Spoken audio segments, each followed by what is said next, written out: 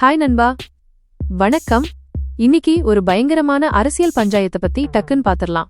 நம்ம அன்புமணி இருக்கார்ல, அவரு நம்ம டிஎம்கே ஆட்சிய ஒரு பயங்கரமான வார்த்தை சொல்லி விமர்சிச்சிருக்காரு. அவர் என்ன சொல்றாருன்னா, இந்த டிஎம்கே ஆட்சியும் கூடவே காலாவதியாகி போன தமிழ்நாடு பிற்படுத்தப்பட்டோர் ஆணையத்தோட 3 வருஷ பதவிக்காலமும் இருக்குல்ல, இது எல்லாமே சமூக நீதியின் இருண்ட காலம் மைனஸ்னு சமகாட்டமா சொல்லிருக்காருங்க. என்னடா ஆச்சுன்னு பார்த்தா, பிசி என்பிசிக்கான ஆணையத்தோட பதவிக்காலம் போன நவம்பர் 16ஆம் தேதியோட முடிஞ்சு இப்போ ஒரு வாரமாச்சுங்க. ஆனா நம்ம டிஎன் அரசு இன்னும் புதுசா ஒரு ஆணையத்தை அமைக்கவே இல்லையாம். என்னங்க நடக்குது இங்க?